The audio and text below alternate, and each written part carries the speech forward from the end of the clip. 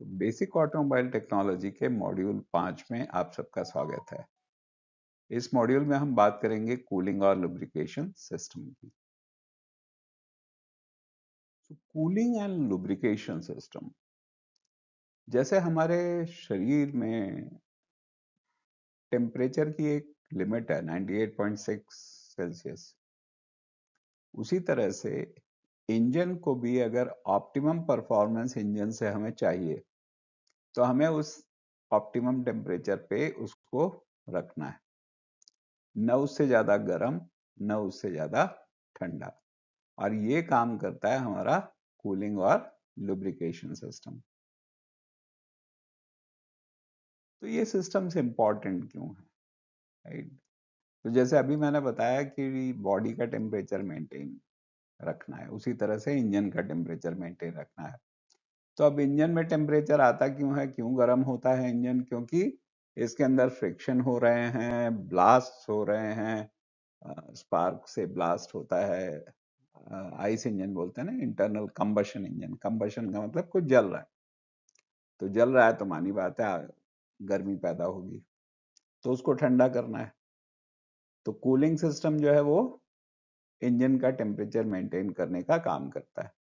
Lubrication system friction को कम करता है, क्योंकि यहाँ लोहे के बहुत सारे पार्ट्स, लोहा, एलॉय, इस तरह के बेसिकली मेटल के पार्ट्स आपस में रगड़ते हैं, तो फ्रिक्शन होता है। फ्रिक्शन होगा तो मानी बात है उससे भी हीट जनरेट होती है और वियर एंड टियर भी होता है।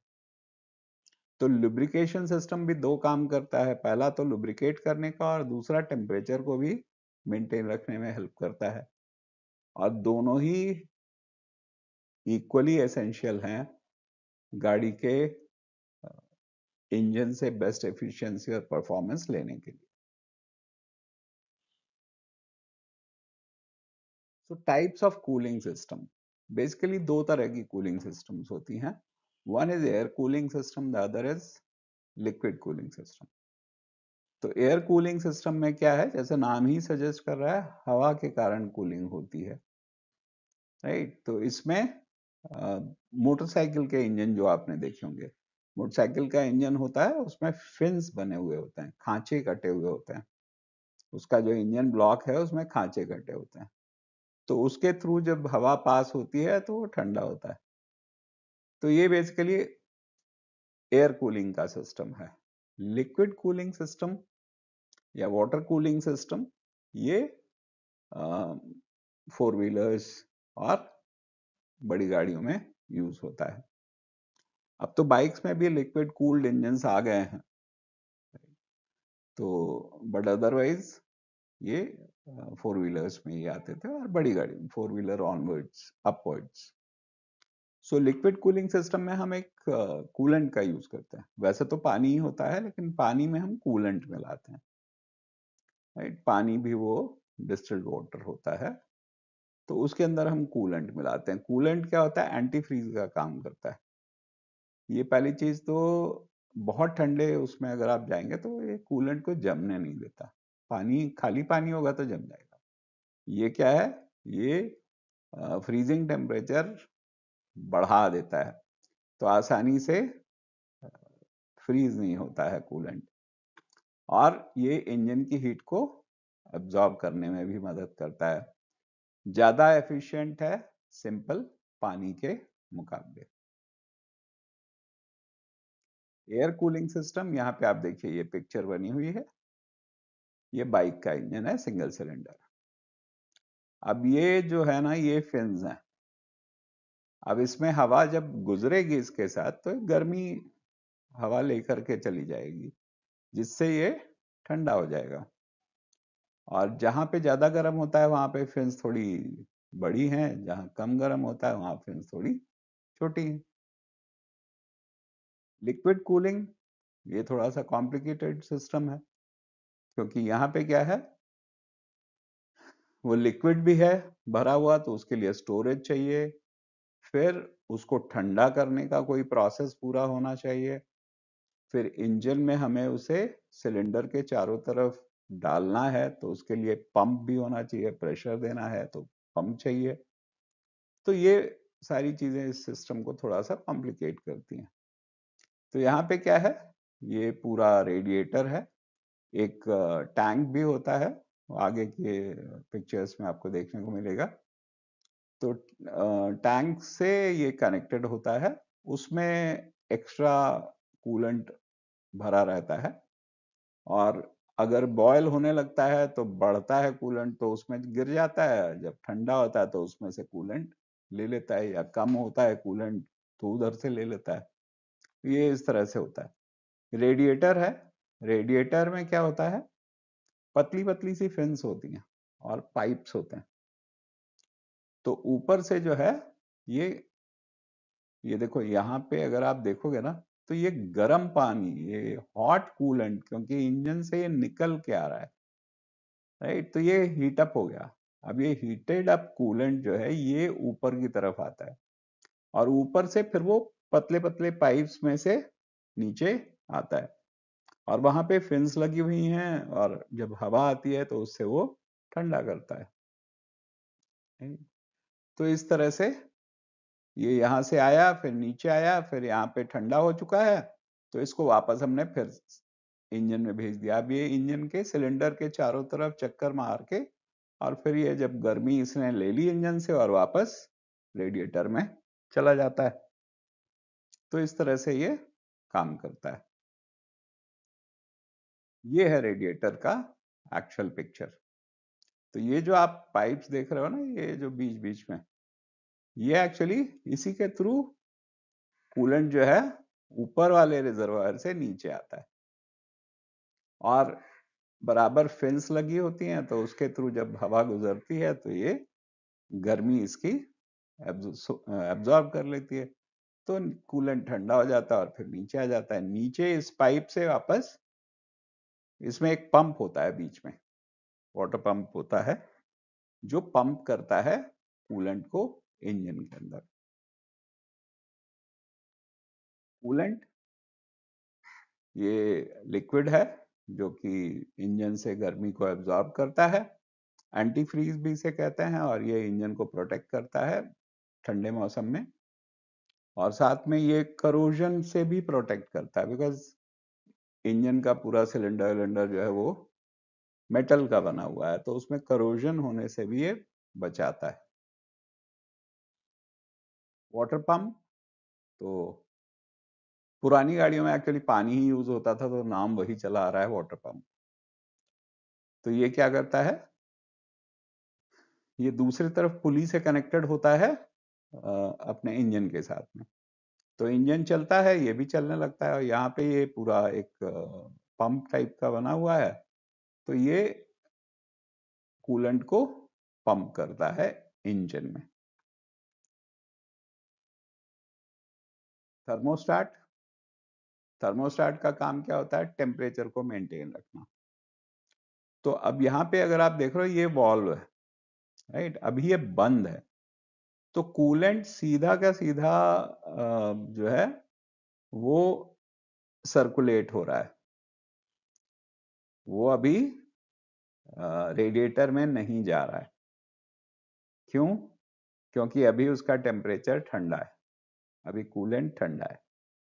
तो इंजन की बेस्ट परफॉर्मेंस के लिए एक टेम्परेचर का होना जरूरी है, क्योंकि जब ठंडा होता है, इंजन मेटल है, तो क्या है, ये पकड़ेगा ज्यादा, तो इंजन की परफॉर्मेंस डाउन होगी, तो इसलिए एक टेम्परेचर पे उसे लाना जरूरी है। तो टेम्परेचर पे जब आ जाता है, जब गर्म होने लगा तो ये खुल जाएगा, अब खुल जाएगा तो अब ये जो है रेडिएटर के थ्रू सर्कुलेट होने लगेगा। सो ये होता है थर्मोस्टेट। पांचवा है रेडिएटर फैन। ये जब स्लो ट्रैफिक होता है, बहुत धीमी गाड़ी चल रही होती है, या खड़े हो जाते हो आप, खड़ी गाड़ी में आपने इंजन ऑन कर रखा है, तो हवा तो लग नहीं रही है रेडिएटर को, तो ये फैन जो है ये मदद करता है, ये हवा देता है। कूलेंट रिजर्वायर, तो जो अभी मैं बता रहा था ना, एक टैंक होता है जिसमें कूलेंट स्टोर्ड रहता है, तो ये है वो। होजेस, ये पाइप्स है, होस पाइप्स बोलते हैं ना, तो होस पाइप्स है जिसके थ्रू सारे कंपोनेंट से ये कनेक्टेड है। ये जो काले वाले पाइप्स दिख रहा है इनको होस पाइप्स बोलते हैं। वाटर जैकेट्स इन सिलेंडर ब्लॉक्स। अब ये जब इंजन में दिखा रहा था, इंजन वाला मॉड्यूल 1 में, तो मैंने बताया था कि ये जो है ब्लॉक है, इंजन ब्लॉक है, और ये बीच में जो गोल छेद है ये सिलेंडर्स हैं, राइट। तो अब ये सिलेंडर के अगर आप चारों तरफ देखोगे ना, तो इस तरह के ये छेद छेद बने हुए हैं। ये एक्चुअली ये कूलिंग के लिए दिए गए हैं। इसी के थ्रू कूलेंट सर्कुलेट करता है सिलेंडर के चारों तरफ, जिससे सिलेंडर को ठंडा रखता है। तो working of cooling system, engine start हुआ, गर्मी पैदा हुई, कूलेंट इंजन में एंटर किया सिलेंडर्स में, उसने गर्मी को एब्जॉर्ब किया और रेडिएटर में आ गया। रेडिएटर ने पानी लिक्विड को ठंडा किया और वापस इंजन में भेज दिया। तो ये साइकिल जो है ये बराबर चलता रहता है।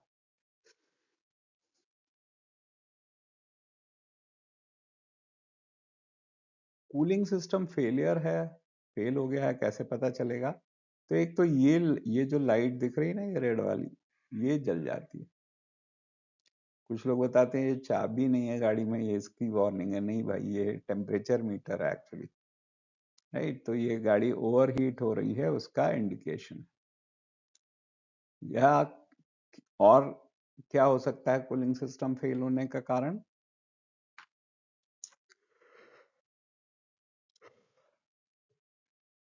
एक्चुअली ओवर हीट हो क्यों रही है? तो हो सकता है कूलेंट कम हो, कूलेंट लीक हो गया हो, कुछ भी हो सकता है। राइजिंग टेम्परेचर गेज, मानी बात है, टेम्परेचर बढ़ रहा है तभी ये सब होगा।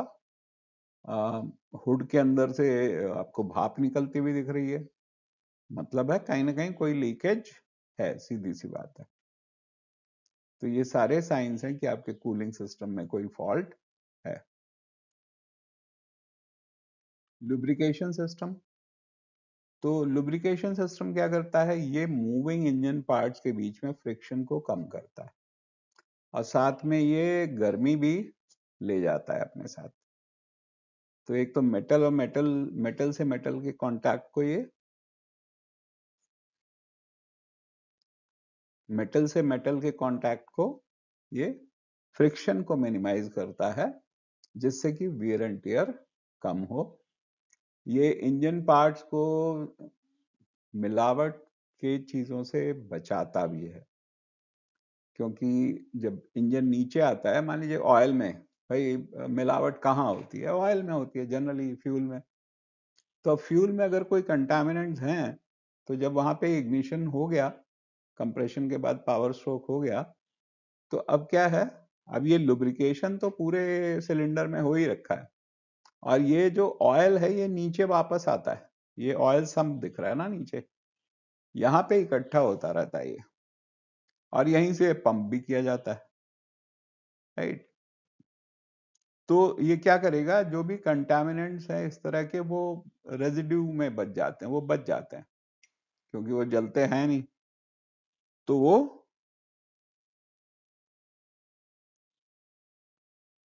जलते नहीं है, वो रह जाते हैं। और ये जब ऑयल जब नीचे गिरता है वापस लुब्रिकेट करके, तो उसके साथ ये नीचे आ जाते हैं। तो लुब्रिकेशन सिस्टम के कंपोनेंट्स क्या क्या हैं? ऑयल पंप, ये पंप करता है ऑयल को। ऑयल फिल्टर, ये कोई भी इम्प्योरिटीज होती हैं ऑयल में उसको निकालता है। ऑयल पैन, ये इंजन ऑयल स्टोर होता है इसमें। ऑयल पैन, ऑयल सम, कुछ भी कह सकते हो उसे। प्रेशर रिलीज वाल्व, ये ऑयल प्रेशर को रेगुलेट करता है। लुब्रिकेटिंग ऑयल, ये स्पेशली फॉर्मुलेटेड ऑयल है, जो कि काफी हाई टेम्परेचर में भी अपनी विस्कोसिटी को मेंटेन रखता है। विस्कोसिटी है ये चिकनापन, राइट। आप दो उंगलियों के बीच में रखो ऑयल को, और फिर उंगलियों को सेपरेट करो, तो तार बनता है, वो होता है विस्कोसिटी। घर वर में मम्मी मम्मी जो है वो चाशनी सही हो गई है कि नहीं हो गई है वो चेक करने के लिए ऐसे ही उंगली के बीच में रख के देखती थी तार बन रहा है कि नहीं बन रहा है, एक तार की चाशनी, दो तार की चाशनी। तो ऐसे ही विस्कोसिटी अगर आपको चेक करनी है तो ये तरीका बहुत बढ़िया है। Types of lubrication method, splash lubrication. अब यहाँ पे आप ये देखो, ये क्रैंक शाफ्ट का जो नीचे वाला हिस्सा है ना, इसको क्रैंक स्क्रैपर भी बोलते हैं। तो ये आता है, ऑयल को हिट करता है। जब ऑयल को हिट करेगा, ये ऑयल भरा हुआ है नीचे ऑयल संप में, तो जब ये हिट करेगा तो क्या होगा, ऑयल पूरा ऊपर तक छीट जाएगा। और जब वो छीटेगा तो जो हमारा पिस्टन है वो जब ऊपर नीचे हो रहा है, तो जब नीचे आएगा तो जो ऑयल रिंग है उसमें ऑयल कैरी हो जाएगा ऊपर पूरे सिलेंडर में, जिससे कि सिलेंडर को लुब्रिकेशन मिल जाएगा। तो स्प्लैश, उसी तरह से प्रेशर लुब्रिकेशन। प्रेशर लुब्रिकेशन वही पंप वाला है, पंप जो है वो प्रेशर से भेजता है ऑयल को। और तीसरा है कॉम्बिनेशन। कॉम्बिनेशन में स्प्लैश और प्रेशर दोनों यूज होता है। आजकल जनरली सभी गाड़ियों में दोनों सिस्टम यूज होते हैं, कंप्रेशन और splash. Importance of regular oil maintenance. देखिए, ऑयल अगर रेगुलरली मेंटेन नहीं करोगे आप, तो मानी बात है इंजन की लाइफ पे उसका असर होगा, इंजन के ऊपर असर होगा। और सिर्फ मेंटेन नहीं करना है,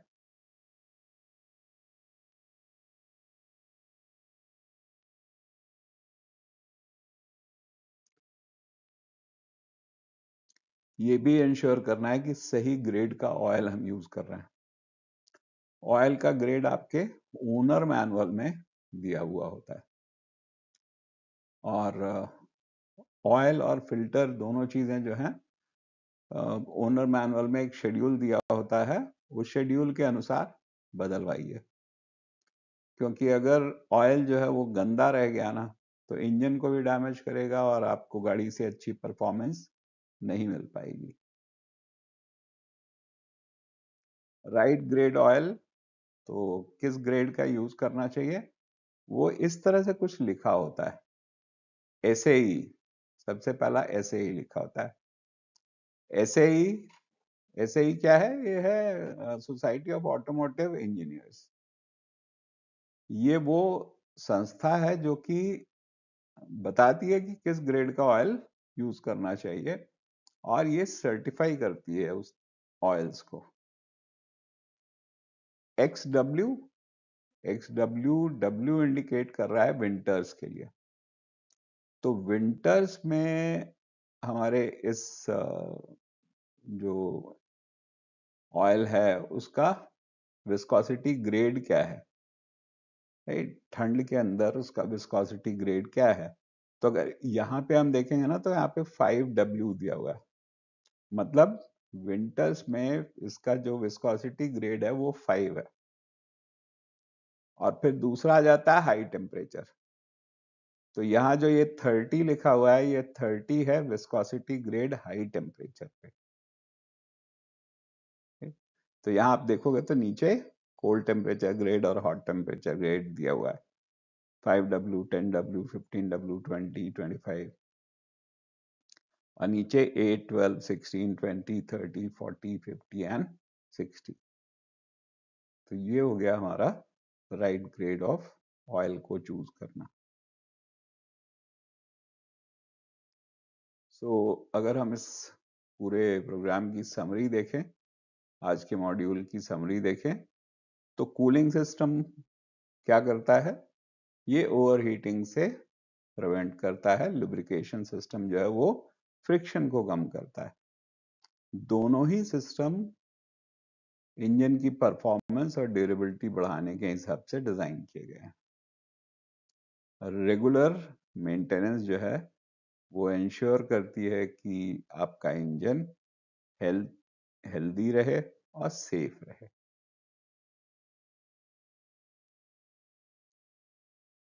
तो चलिए अगले मॉड्यूल में मिलेंगे, जहां हम बात करेंगे इलेक्ट्रिकल सिस्टम की।